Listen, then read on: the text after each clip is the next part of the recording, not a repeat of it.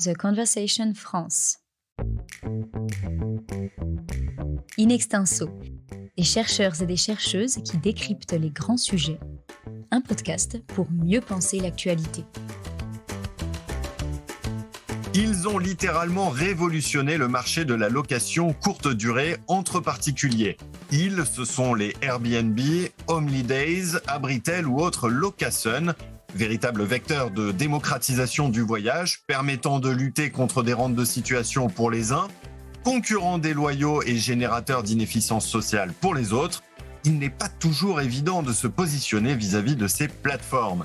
Alors, faut-il aller jusqu'à les interdire, purement et simplement ? Une régulation stricte est-elle possible ? C'est ce que nous allons voir. Deux facteurs sont des facteurs très très importants d'augmentation des loyers. Airbnb. Aujourd'hui, Airbnb, ces plateformes de location saisonnière qui sont devenues en fait des locations et un contournement de toute la législation sur l'hôtellerie, puisque on a des gens qui achètent des immeubles entiers et qui louent ces appartements à des prix imbattables et qui retire du marché ces logements qui pourraient être des logements justement pour la classe moyenne. Dans le cœur de Paris, dans les 4 premiers arrondissements de Paris, cela nous a fait perdre 26 000 logements. Donc je dis, il faut réguler. On a, à l'arraché, obtenu du gouvernement précédent des mesures pour encadrer, mais il faut aller plus loin. Et peut-être même, je le dis, interdire Airbnb dans un certain nombre d'arrondissements parisiens qui n'en peuvent plus. Ça joue directement sur le marché de l'immobilier. Et la deuxième chose sur le marché de l'immobilier que nous avons aussi obtenu de longues luttes, c'est l'encadrement des loyers qui nous avait été contesté, qu'on a pu rétablir dans la loi Elan et qui permet justement d'encadrer l'augmentation des loyers. Bonjour Julien. Bonjour Thibaut. On peut dire qu'on entre directement dans le vif du sujet avec cet extrait de l'intervention de la maire de Paris, Anne Hidalgo, sur le plateau de France Info. Et elle dit d'ailleurs de nombreuses vérités, à commencer par la concurrence que les plateformes de location exercent sur l'hôtellerie et de manière plus générale la concurrence qu'exercent les acteurs de l'ubérisation sur l'économie plus traditionnelle. Alors c'est le moment d'introduire un premier point définition. Julien, qu'est-ce que l'ubérisation exactement ? C'est un terme qu'on entend beaucoup. Oui, ici, il faut l'entendre, ce terme, comme un modèle d'affaires alternatif qui va permettre de contourner les barrières à l'entrée sur les marchés. Pour faire simple, dans l'économie traditionnelle, vous devez contrôler un certain nombre d'actifs stratégiques pour exercer une profession, des hôtels et du personnel qualifié dans l'hôtellerie, des véhicules et des chauffeurs qualifiés dans le transport de personnes, etc. Le principe de l'ubérisation, en fait, repose sur le fait d'emprunter ces ressources sur le marché et d'organiser la rencontre entre l'offre et la demande pour les dites ressources, en moyennant des frais de service et des commissions en qualité d'apporteur d'affaires. Je vois. Et il y a beaucoup plus de logements disponibles que d'hôtels. Ou alors, effectivement, pour reprendre Uber, beaucoup plus de chauffeurs avec voiture que de licences de taxi. Et c'est ce qui permet de massifier les flux et les échanges. Absolument, et le gros avantage de ces ressources, c'est bien évidemment leur abondance, vous l'avez dit Thibaut. Ça permet effectivement aux plus grosses plateformes d'exercer une concurrence aux acteurs historiques. L'offre hôtelière classée en France, par exemple, c'est environ 650 000 chambres selon l'INSEE. L'offre cumulée sur les différentes plateformes de location saisonnière, c'est plus de 6,5 millions de logements selon les chiffres d'Atout France. Et la plupart, évidemment, sont disponibles sur le leader Airbnb. L'autre gros avantage du modèle, c'est de jouer sur l'ambiguïté juridique, finalement, qui est liée à leur statut. De leur point de vue, ces plateformes, elles ne sont pas des plateformes hôtelières ou de VTC, pour reprendre l'exemple d'Uber, mais ce sont des hébergeurs d'annonces de propriétaires ou de chauffeurs indépendants. Sur ce dernier point d'ailleurs, ce n'est d'ailleurs plus le cas en France, suite à une décision du tribunal de commerce de Paris qui date du 5 juin 2020, qui considère qu'Airbnb, par exemple, est un éditeur et non pas un hébergeur. Pourquoi ?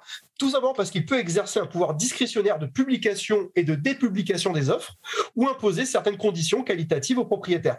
C'est vraiment très important de faire cette précision, Thibaut, car cela rend ipso facto Airbnb responsable des annonces postées sur son site, notamment les annonces illicites. Vous écoutez In Extenso, le podcast qui donne la parole à la recherche. J'en reviens à nos plateformes et à leurs avantages concurrentiels. Si je vous suis bien, Julien, elles peuvent donc exercer une activité concurrentielle aux acteurs historiques sans avoir à faire les investissements dans les infrastructures ou même à salarier la main-d'œuvre. Alors pour le salariat, ce n'est plus aussi vrai dans la mesure où certaines juridictions, et notamment la France, au titre d'un arrêt de la Cour de cassation du 4 mars 2020, eh bien, certaines juridictions commencent à ouvrir la possibilité pour les travailleurs indépendants réguliers, ceux qui peuvent démontrer un lien de dépendance économique, doublé d'un lien de subordination qui ne dirait pas son nom, eh bien, ça leur permet de faire requalifier leur statut en contrat de travail. Mais en tout cas, vous avez raison, Thibaut, sur la question des coûts d'infrastructure. Et vous avez peut-être oublié une dernière chose. C'est les normes et les obligations en fait, qui échouent aux professionnels et auxquelles essaient de se soustraire les plateformes ou les indépendants qu'elles sollicitent. Donc, si je résume, on a des plateformes de location courte durée qui exercent une concurrence sans subir les coûts ni certaines obligations légales. Disons-le clairement, Julien, c'est une forme de concurrence déloyale. Alors, c'est une bonne question, Thibaut. C'est même peut-être la meilleure question. En 2018, d'ailleurs, Airbnb a été assigné par le principal syndicat hôtelier français, qui s'appelle l'UMI, pour un grief de concurrence déloyale. À ma connaissance, la décision a été mise en suspens en l'attente de clarifications qui pourraient être apportées par la Cour de justice européenne dans des affaires qui sont très similaires, en fait. Mais les économistes Marc Prieto de l'ESCA et Hassan Slim de l'INALCO consacrent d'ailleurs un chapitre de leur ouvrage « Idées reçues sur l'économie collaborative » à la question de savoir si l'économie collaborative, ce n'est pas de la concurrence déloyale. Alors, est-ce que vous pouvez nous dire en quelques mots ce qu'ils disent, ce qu'ils écrivent plutôt ? Bien, en fait, il y a déjà la question de la fiscalité. Airbnb bénéficie, comme beaucoup d'autres GAFAM par ailleurs, de quelques facilités pour échapper à l'impôt, mais aussi à la TVA, qui est de 10% pour les hôteliers et qui est nulle pour les particuliers en mobilier de tourisme. Il y a des normes diverses et variées, comme les normes incendie, les normes d'accès pour les personnes à mobilité réduite, les normes sanitaires ou tout simplement d'accueil, qui ne sont pas les mêmes dans le cadre de l'hôtellerie et dans le cadre du mobilier de tourisme, et qui occasionnent des frais supérieurs pour les hôteliers. Mis bout à bout, ces frais pèsent sur le taux de profit que vont réaliser les hôteliers, qui est en moyenne situé entre 5 et 10%, quand le taux de profit des meublés touristiques peuvent vraiment atteindre des sommets, parfois plus de 50%. Ah oui, quand même, oui, effectivement. Alors, on comprend mieux l'ensemble des restrictions qui ont pu être mises en place ces dernières années en matière d'enregistrement des biens locatifs ou encore, je pense à la limitation à 120 jours du nombre de nuitées pouvant être proposées à la location. Alors, je vous coupe Thibaut, sur ce dernier point, sur la question des 120 jours, ce qui a été présenté par une avancée législative est juste, à mon sens, un rappel au droit qui stipule qu'une activité réalisée au-delà de l'occasionnel relève d'une activité commerciale et qui doit s'accompagner des obligations qui vont de pair. 120 jours, c'est-à-dire un jour sur 3 dans l'année en fait. C'est effectivement un seuil qui me semble proportionné pour distinguer ce qui relève du complément de revenu occasionnel de l'activité professionnelle à proprement parler. Eh bien, vous faites bien de le préciser, Julien. Je rappelle que l'objet de ce podcast est évidemment de ne pas prendre position, mais simplement d'étudier les arguments favorables et défavorables. Alors, si on en revient à notre sujet, je crois savoir que ces restrictions ont aussi été mises en place pour limiter ce qu'on appelle des externalités négatives en économie dans les grandes métropoles. Alors, des externalités négatives économiques, vous avez raison Thibaut, mais aussi sociales et écologiques. Alors justement, nous allons développer ces points, mais d'abord, je voudrais que nous écoutions ce court extrait d'un sujet qui a été diffusé sur BFM et qui fait intervenir Yann Brossa, l'adjoint au maire de Paris en charge du logement. Yann Brossa part d'un constat. À Paris, dans les 4 premiers arrondissements, un quart des logements ne sont plus occupés par des Parisiens. Inadmissible pour l'adjointe au maire. Sa solution, interdire la location d'appartements entiers dans ces quartiers touristiques et revenir à l'état d'esprit initial d'Airbnb.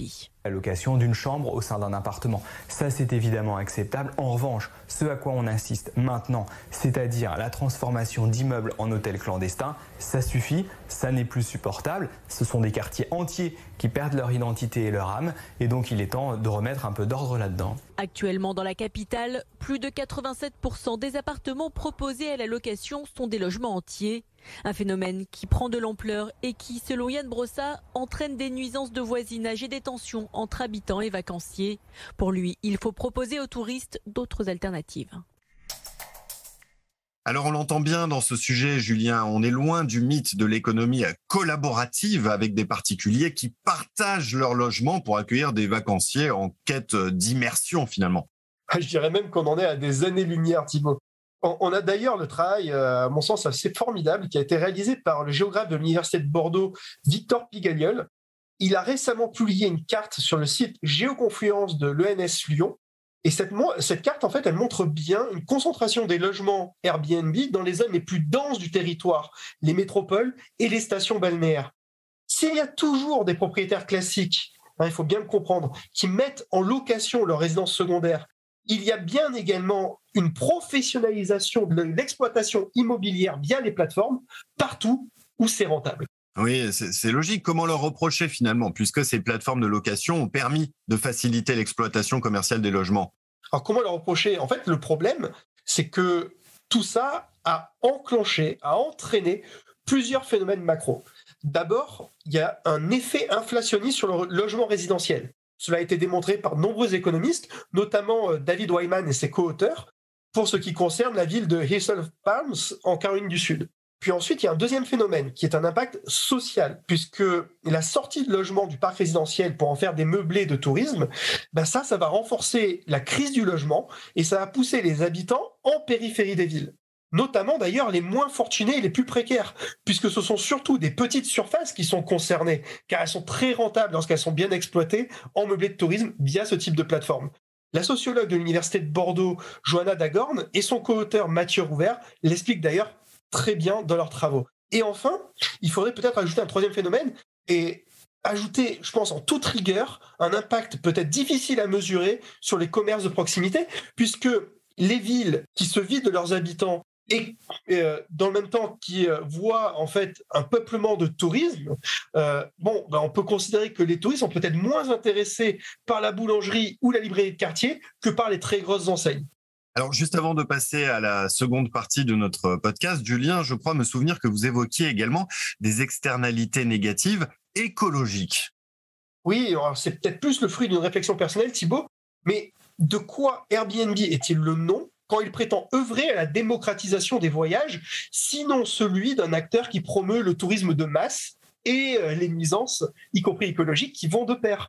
Avec mes co-auteurs Margot Godowska, Eric Adamkiewicz et Philippe Nakache, nous soutenons que le tourisme durable est absolument incompatible avec la massification des voyages.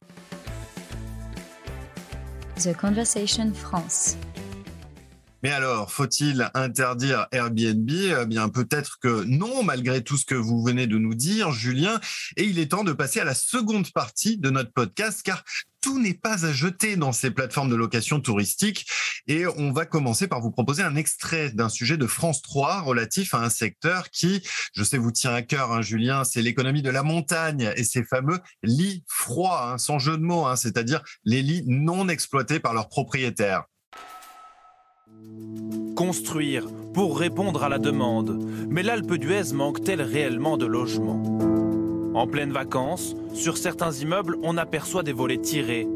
Ces appartements semblent vides, désertés. Cela s'appelle des lits froids. Un paradoxe dénoncé par des associations écologistes.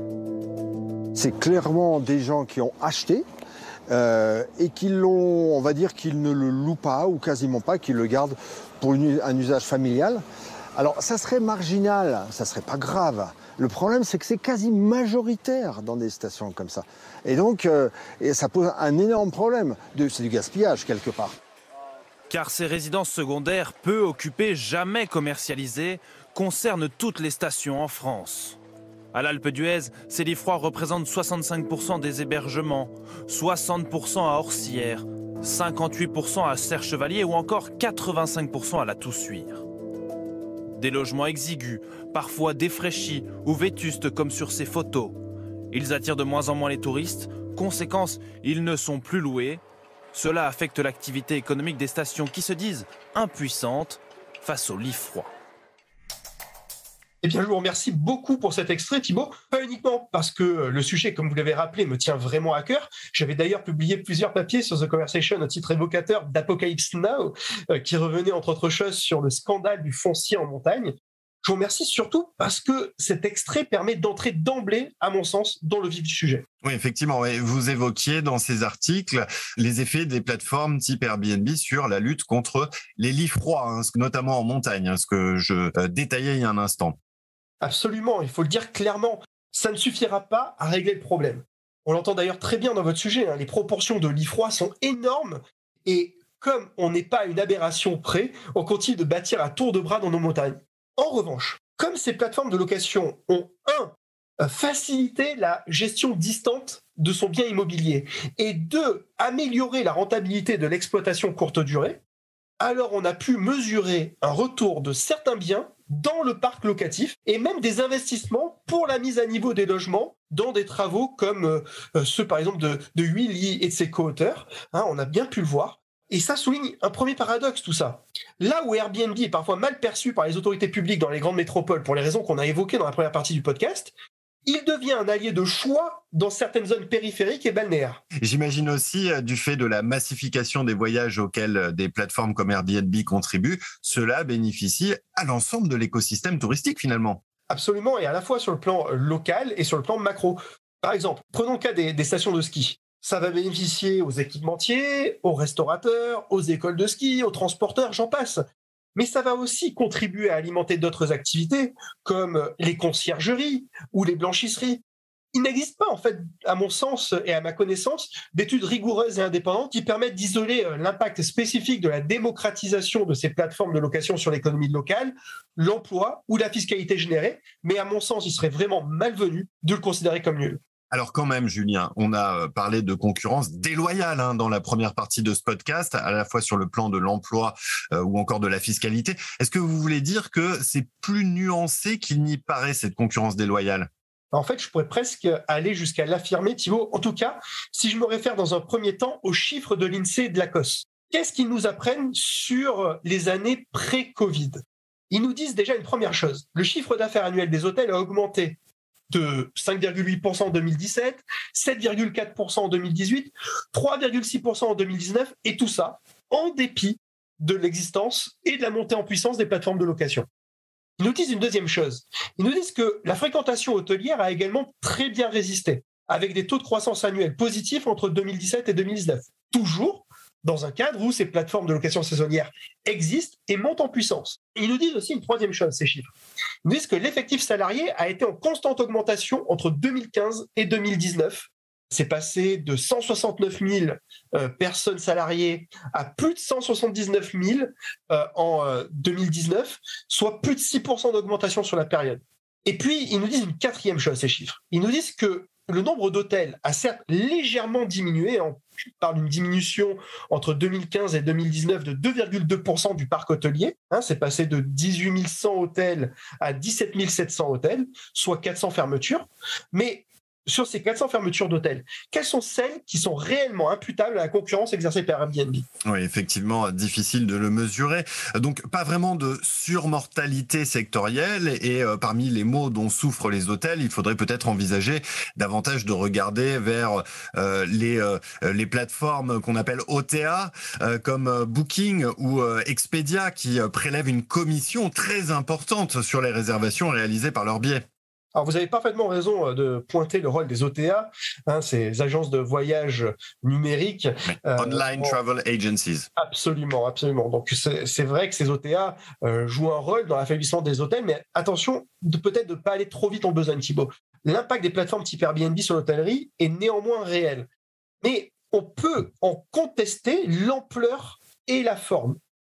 Un autre indicateur important qui me vient à l'esprit, toujours selon l'INSEE, le taux d'occupation des hôtels en France, il était de 60% en 2011 dans un monde antérieur à Airbnb, Holidays, Location, etc. Et il était en 2019, tenez-vous bien Thibaut, de 62%. Donc encore une fois, on n'a pas eu de désaffection, et ce malgré ces millions de logements particuliers disponibles sur les plateformes de location. Voilà qui est encore une fois très paradoxal. Alors comment est-ce qu'on peut essayer d'expliquer ce paradoxe ? Alors peut-être, me semble-t-il, qu'il y a une première raison qui, en fait, a trait à la substituabilité imparfaite entre les offres. En fait, un meublé touristique, c'est pas un hôtel. Les offres et les services sont différenciés et donc ne s'adressent pas toujours au même type de client. À ça, en fait, va s'ajouter peut-être le fait que les hôtels bénéficient d'une clientèle plutôt captive. Je pense notamment aux voyageurs d'affaires. Par exemple, il y a les travaux d'un collectif de chercheurs américains qui me vient à l'esprit, et ce collectif de chercheurs américains a montré sans ambiguïté que le pricing power, la capacité à pouvoir fixer des prix, eh bien en fait ce pricing power des hôteliers est nettement plus affecté par la pression concurrentielle directe, c'est-à-dire celle qui est exercée par d'autres hôtels, que par la pression concurrentielle indirecte, c'est-à-dire celle qui est exercée par les meublés de tourisme. Il y a donc bien, et ça a été prouvé par ce collectif de chercheurs, une substituabilité imparfaite entre ces deux catégories d'offres. Et il y a une deuxième raison en plus de cette substituabilité imparfaite. Absolument, parce qu'à bien observer le marché, on constate que les offres de meublés touristiques se positionnent certes dans des zones où elles concurrencent les hôtels, on l'a vu dans la première partie du podcast, dans les grandes métropoles, dans les stations balnéaires, mais ils se positionnent aussi dans des zones qui sont beaucoup plus reculées, dans la campagne, dans la ruralité. Et dans ces zones-là, elles vont pallier le manque de capacité hôtelière, tout simplement parce que exercer une activité hôtelière dans ces zones-là n'est pas perçu comme étant rentable. C'est d'ailleurs le grand enseignement de la carte publiée par le géographe Victor Pigagnol sur le site Géoconfluence, cette fameuse carte dont on a parlé dans la première partie du podcast. Donc si je résume, de la concurrence parfois, de la complémentarité dans d'autres cas de figure. Et finalement, tous bénéficient à plein de l'attractivité de la France, puisque c'est bien là que réside le moteur de l'économie touristique. Et que si ce moteur ne se grippe pas, la concurrence restera supportable finalement entre ces différents acteurs. Je crois surtout, Thibaut, qu'avec le recul que l'on a désormais sur ces plateformes d'intermédiation, que ce soit d'ailleurs Airbnb ou Uber dans un autre registre, je crois qu'on peut affirmer que l'irruption de ces dernières n'a pas vraiment mis à terre l'économie traditionnelle. Ça l'a plutôt amené à se transformer à marche forcée et à redistribuer une partie des rentes de situation sur lesquelles elles étaient confortablement assises depuis des années. J'ai par exemple en tête les travaux de Hung Guao Chang et de Daniel Sokol qui par exemple ont montré dans le cas de Taïwan que les hôtels d'entrée de gamme en fait ont dû baisser leur prix pour rester compétitifs vis-à-vis de l'offre de meublés de tourisme, mais que les hôtels haut de gamme ont innové et renforcé leur offre de service pour se différencier par le haut, que ce soit par le jeu de la qualité, de la diversité de l'offre ou par le jeu de la concurrence en prix. On peut y voir une forme de redistribution qui au final va bénéficier à qui ? Va bénéficier au surplus du consommateur. Eh bien, merci beaucoup, Julien, pour tous ces éclaircissements utiles qui permettront, je l'espère, à tous ceux qui nous écoutent, comme toujours dans le pour et le contre, de pouvoir se forger leur propre opinion. Une dernière chose à ajouter, Julien, peut-être ? Alors peut-être une dernière, effectivement, Thibaut, à propos du titre du sujet du jour, en fait. L'interdiction des plateformes de location de logement se heurterait de toute façon à nos libertés et droits fondamentaux, notamment le droit de propriété, ou dans une certaine mesure peut-être même la liberté commerciale. Je crois qu'une synthèse vraiment honnête de tous nos développements du jour, Thibaut, devrait nous amener à appeler à une régulation effective de ces plateformes et peut-être différenciée selon les profils d'utilisateurs et les zones géographiques couvertes ou concernées. Eh bien, merci encore, Julien, et puis je vous donne bien entendu rendez-vous très bientôt pour un prochain épisode du Pour et le Contre. In Extenso est un podcast de The Conversation. Chaque vendredi, la rédaction donne la parole à la recherche pour mieux comprendre l'actualité. Retrouvez l'ensemble des épisodes d'In Extenso et nos autres séries directement sur theconversation.com dans la rubrique podcast.